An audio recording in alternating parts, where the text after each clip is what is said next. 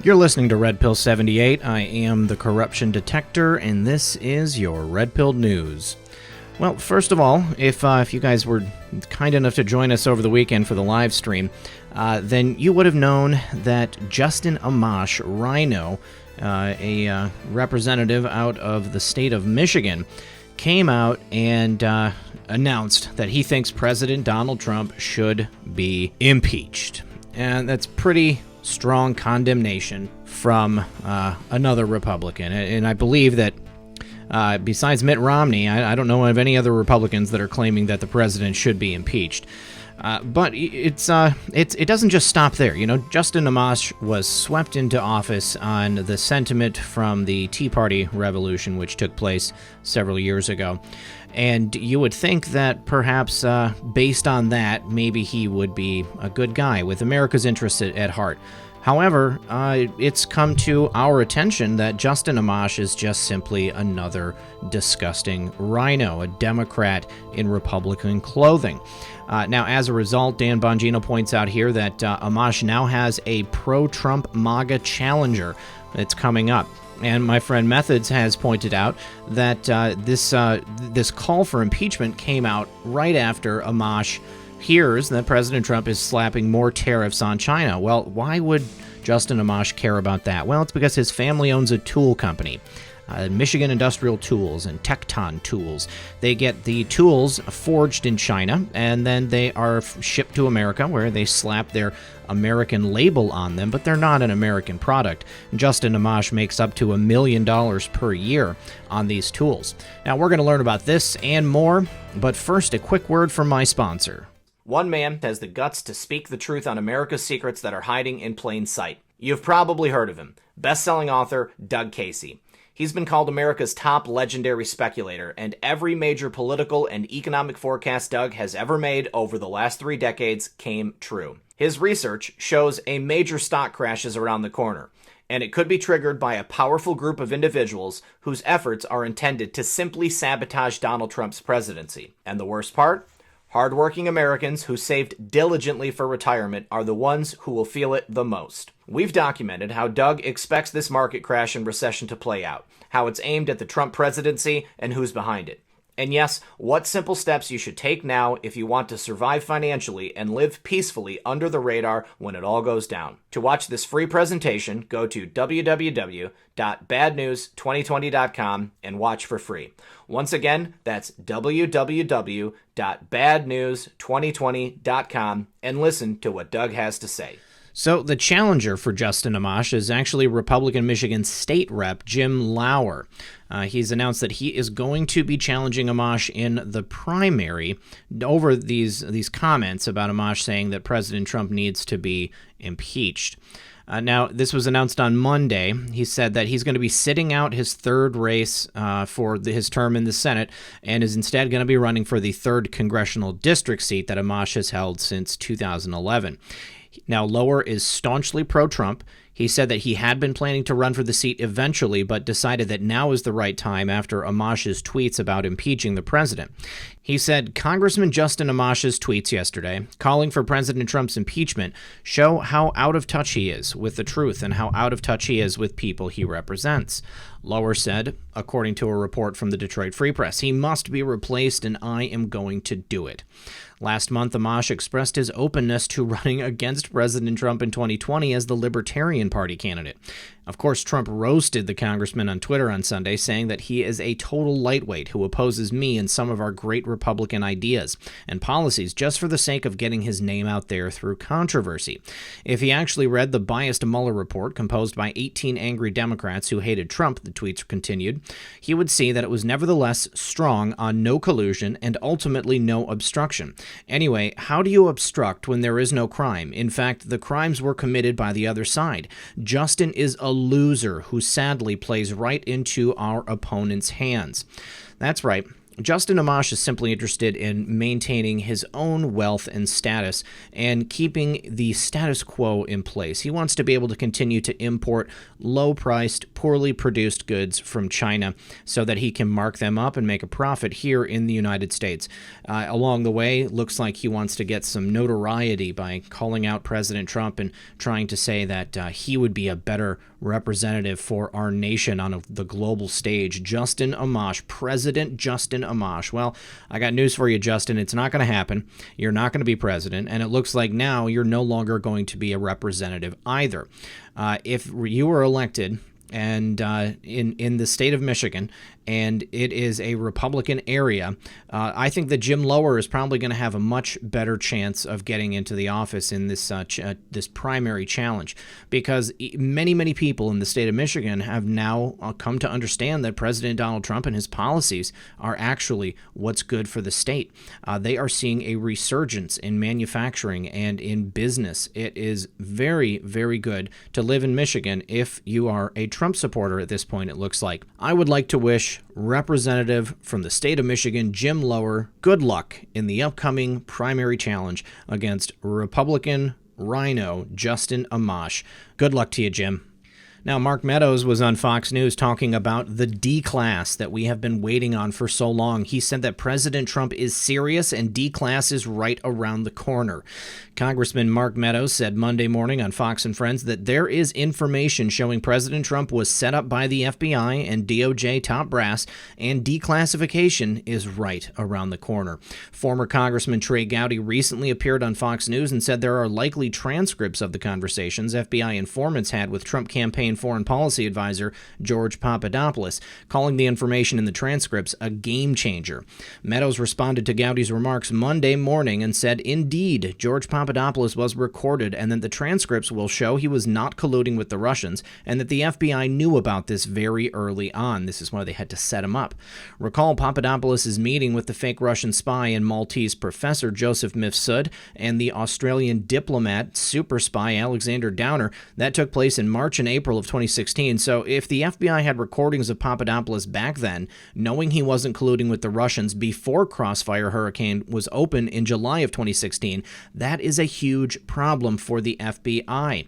It is widely believed that there was a FISA warrant on George Papadopoulos, but not for his ties to Russia. He had no ties to Russia. Papadopoulos was targeted for surveillance over his dealings with Israel in the energy business and to spy on Trump. Then he was ensnared in Mueller's Russian witch hunt to cover up for the illegal CI investigation into him. I think the president is serious, Meadows said. I think D-class is right around the corner, and hopefully the American people will be able to judge for themselves. President Trump is reportedly preparing to declassify the Carter Page FISA documents, Bruce Orr's 302s and notes, and other records related to the Russia probe. Investigative reporter Sarah Carter said that sources told her there will be bombshells in the documents. Let's go ahead and take a listen to Representative Meadows.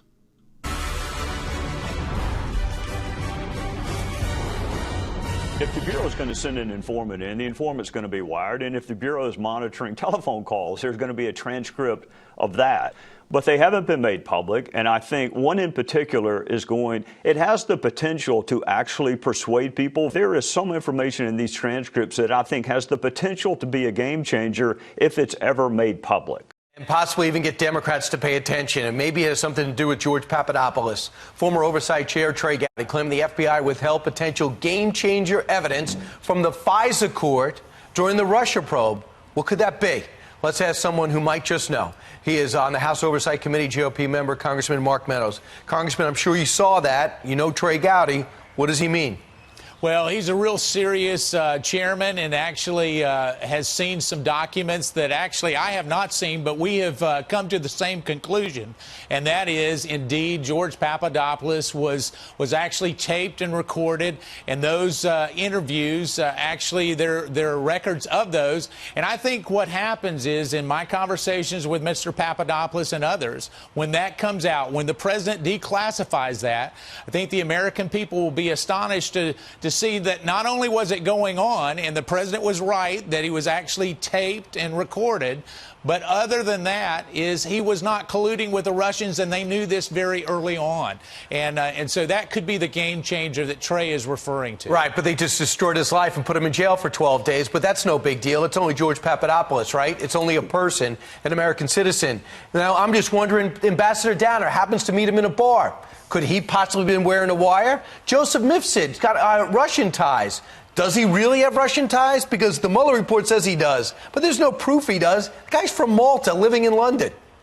Well, I mean, when you look at the narrative that is out there, there's a whole lot of suggestions that the professor, as we call him, had Western intelligence ties. That's supported in a number of other areas, especially from his Italian connections.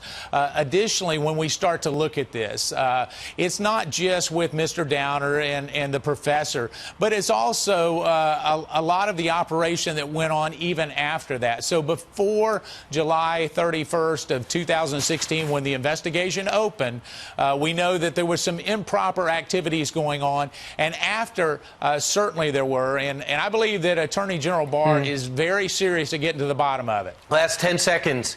The president's just got to declassify it and let it go out there. Do you think the delay is almost over? I think the delay's over. I think the president is serious. I've spoken to him recently, and I think declassification is right around the corner, and hopefully the American people will be able to judge for themselves. Comey and Brennan are already turning on each other, as well as James Baker is trying to cover his own tracks. This thing is changing quickly. Congressman, thanks so much. Of course, we know that Alexander Downer and Joseph Mifsud were in on the action. They were working directly with the FBI, and it's going to be very, very interesting to hear the records, the recordings of Alexander Downer and Joseph Mifsud and their conversations with George Papadopoulos, and the information that came from before that and then also after that. This is going to blow it wide open. From the start, the FBI knew there was absolutely no Russian collusion. There was no collusion and no contact between George Papadopoulos and Russia. These people were dirty from the start. This was an illegal and illegitimate investigation. This is the point at which the lid blows wide open. The D-Class is going to bring all of this to the forefront. The fake lamestream media is going to have a very difficult time trying to cover this up because it is going to dominate the news cycle. So everyone, sit back, relax. D-Class is almost here.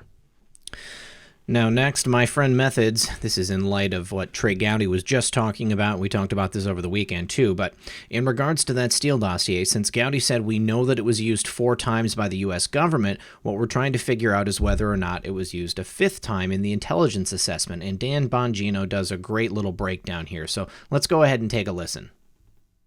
For the 5th time to produce an intelligence community assessment that says the Russians hacked the election.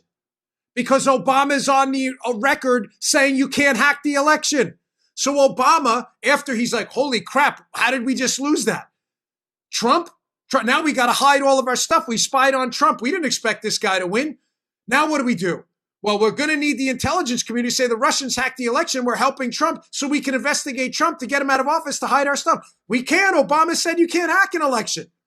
So the ICA produces this thing, the intelligence community, this thing based on the crap dossier for the 5th time, which Comey and Brennan apparently disagree about. And then Obama changes his mind after this and says this. In this new cyber age, we're going to have to make sure that we continually work to find the right balance of accountability and openness and transparency that is the hallmark of our democracy, but also recognize that there are adversaries and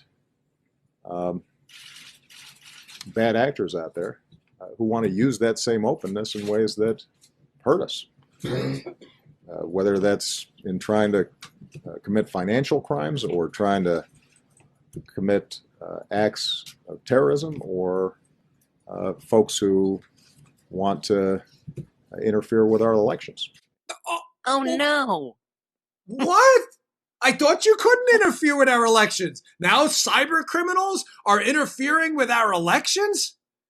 There's Obama planting the seed. He's about to do the flip the script thing. Hey, what I said about people not being an impact our elections, that's not true because, hey, the intelligence community said it. Well, what did the intelligence community base that on? Oh, the dossier. You mean the same dossier used to spy on Trump 4 times? Yeah, that one. You mean the discredited one? Yeah, that one. You mean the one that came from Russians? Yeah, that one. You mean the same Russians you're criticizing? Yes, that one. Gold from Dan Bongino. Laying it out there. Remember when Obama said that it wasn't possible to hack our elections, and then all of a sudden Donald Trump wins, and they're very concerned about the fact that Russians hacked our elections? It was all a ruse just to cover up the bad things they had done. We know they used it a 5th time. We know they used it illegally the other 4 times. And now they are freaking out because DECLAS is just around the corner. Now, Devin Nunes is also speaking out, saying that he's going to be sending obstruction criminal referrals over due to that Steele meeting we learned about last week with the State Department official Kathleen Kowalik. He said on Sunday he will likely send over an obstruction criminal referral to the Justice Department over the meeting that Christopher Steele had with a State Department official a week before the first FISA warrant was granted on Carter Page. Nunes said during his appearance on Fox News that the notes and memos State Department Kathleen Kowalik took about her meeting with former British spy Christopher Steele just 11 days before the first FISA warrant were withheld from the House Intelligence Committee during its investigation that ended last year. Withholding of evidence. It's likely now, as we do our investigation as to why we didn't get this information that we've just been discussing from the State Department 2 years ago when we should have received it. There could be another referral coming on obstructing a congressional investigation, Nunes said. Hillary Clinton and her campaign plainly colluded with the Russians to dig up dirt and spread false information about Trump, Nunes said. Let's go ahead and take a quick listen. Yeah, so that's why we've made criminal referrals. It's likely now, as we do our investigation as to why we didn't get this information that we're just discussing from the State Department 2 years ago when we should have received it. There could be another referral coming on obstructing a congressional investigation. So those are sitting. The Attorney General has our concerns. We assume that will be given to the new U.S. attorney that's been assigned to get to the bottom of this. And then, look, we'll just keep peeling things back. So as more evidence comes out, we'll continue to grab that evidence and we'll analyze it and we'll make referrals to the Justice Department. This is how it's supposed to work in this country. We have the rule of law. We have people that clearly broke the law.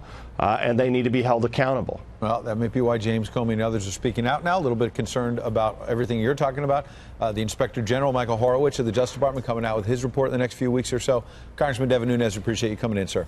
Thanks. Great to be with you guys. Now, a couple of weeks ago, the award-winning investigative journalist John Solomon obtained memos from a high-ranking government official who had met with former British spy Christopher Steele in October 2016, who determined that Steele's dirt on Trump was inaccurate and likely already leaked to the media. We know that Kowalik flagged this in memos and handwritten notes 10 days before that first FISA warrant was granted on Carter Page. Multiple sources confirmed to Solomon on Tuesday that Kowalik's red flag on the Steele dossier was immediately sent to a senior FBI official. The email from State Department official Kathleen Kowalik was sent to Special Agent Stephen Laycock, then the FBI's section chief for Eurasian counterintelligence, 8 days before the first FISA warrant was granted on Carter Page. These notes and memos were never given to the House Intelligence Committee during their Russia investigation. Another mystery? Kathleen Kowalik had 2 exchanges with FBI officials about Christopher Steele about 2 weeks before her meeting with the British spy, but the names have been redacted. The officials also declined to address another mystery that has caught congressional investigators' attention. Kowalik had 2 exchanges with FBI officials about Steele approximately 2 weeks before her meeting. The email contacts on September 29th and 30th, 2016 have been redacted except for a single phrase: "Thank you, Kathy." Congressional investigators want to know if the earlier exchange resulted in Kowalik learning in advance of Steele's work for the FBI, or was a further tip-off to the FBI of Steele's intention to visit State, a department where he had offered pro bono information in the past. The FBI knew that the Steele dossier lacked any credibility, yet they went ahead and used it to seek a FISA warrant anyway. And these documents showing the red flag on Steele were then hidden from congressional investigators. This is what real obstruction of justice looks like. The Democrats in Congress are going to have a lot to answer for when they are presented with this information right here. This is actual obstruction of justice. This is what it looks like when you obstruct an investigation from taking place. It begs the question, who are these FBI individuals that she had contact with? Could one of them have been perhaps Peter Strzok, or another name we've already heard so far? This name that's come up as Stephen Laycock. This is the first time that I have heard Stephen Laycock's name, but it looks like there are far more people involved in this cover-up than were previously let on to believe. So we're going to continue to watch, we're going to continue to report, and we're going to continue to eat the popcorn. Now, if you guys had the opportunity to watch the Preakness over the weekend, then you would have seen that Covfefe 1, took it all. Let's go ahead and just watch this clip from the race, because it's pretty great. In a 44.43 smoking half-mile, hand-ridden at the 316s, opening up 4 lengths, 5 lengths, almost 6 lengths. Covfefe, Javier Castellano on a rocket filly here. Covfefe is going to get some good press. Covfefe opening up 7, 8 lengths. Covfefe, look at this. Covfefe in a minute. 7.70. The track record just came tumbling down. Covfefe bringing it home. Good press for Covfefe. Did you catch that time too? 1 minute, 7 seconds, and then 0.7. So we leave the 7 off. That's 107. Leave the 0, 17. Covfefe wins it by 8 lengths. What do you think, guys? What do you think? Do you think that this is God speaking to us? Because I do. Now, I've heard a lot of people talking about the situation with Iran lately, saying that they're very worried about the situation, that we're going to go into Iran, we're going to enter into another endless war, and Trump has come out and spoken very harshly. He's saying that there will be an official end to Iran if the Ayatollahs want to fight. After several weeks of escalating tension and threats, President Trump responded to the Iranian regime on Sunday, and in Trumpian style, he did not hold back. President Trump said, if Iran wants to fight, there will be the official end of Iran. Never threaten the United States again. Now, this comes after the Ayatollah Khomeini issued a few threats of his own. He said the U.S. government needs to make uproar. They say our behavior changed Iran. Yes, Iranians' abhorrence towards U.S. increased 10 times, and the U.S.'s chance of infringing on Iran's interests got slim. Our youth's determination to be prepared and our armed forces' vigilance have increased. There's no doubt that the U.S.'s animosity that started with the revolution has become very explicit now. The animosity existed before, but it wasn't so explicit. One should know that an enemy who makes an uproar by threatening doesn't have much real power. Now, here's the thing, guys. President Trump knows that to go into Iran, it would mean essentially that we would be there for another 10, 20, 30 years or more. We would pummel Iran into the ground. The people of Iran, they like the United States. They are not happy with the Ayatollah regime that they have there. So there's no reason to go in and destroy an entire country.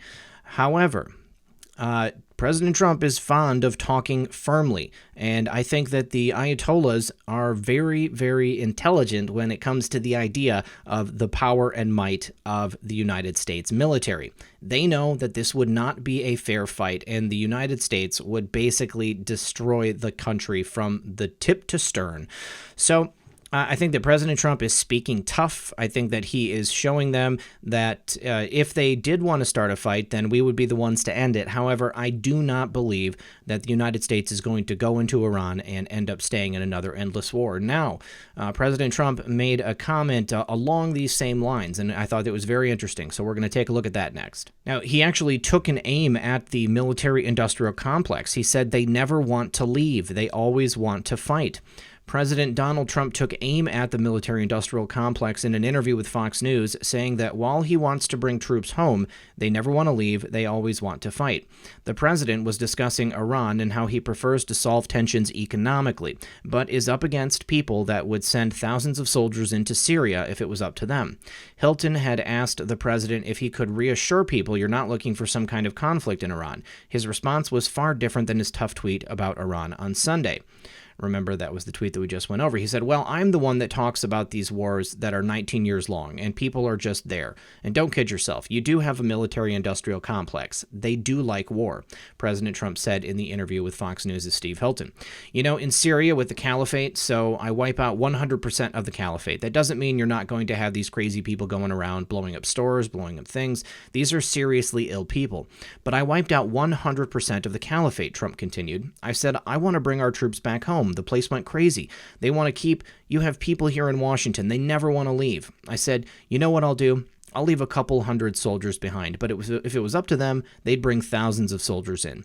Trump added, someday people will explain it, but you do have a group, and they call it the military-industrial complex. They never want to leave. They always want to fight. No, I don't want to fight. But you do have situations like Iran. You can't let them have nuclear weapons. You just can't let that happen, Trump said. So I wanted to show this to you guys because I think it's an excellent window into President Trump's thinking and the kind of stuff that he's dealing with in Washington. Yes, we have a ginormous military-industrial complex, people who spend and make a lot of money based on the business of war. They are advising the president. They're trying to make sure that we end up getting into wars, we stay in wars, and they are going to profit from it. However, Trump is very, very intelligent. He knows exactly what's going on. He's not going to allow himself to get drawn into an endless conflict like previous administrations have. So he's going to talk tough. He's going to tell Iran exactly what's what. If they want to do this, then this is what's going to happen. But he's doing that so that we don't have to end up going there. President Trump knows exactly what it takes to keep this country safe and how to speak to these people in these other nations. So I just wanted to put everybody at rest, let you know that President Trump is not going to enter us into another endless war, but there are people around him trying to advise him to make sure that he actually will. So I think that as long as President Trump is in control, he is going to be smart enough to know exactly who is trying to do that to him and what their number is. All right, guys, that's all I have for you today. I want to thank you very much for joining me. As always, this has been Red Pill 78. I am the Corruption Detector, and this was your Red Pill News. Good luck, everyone, and God bless.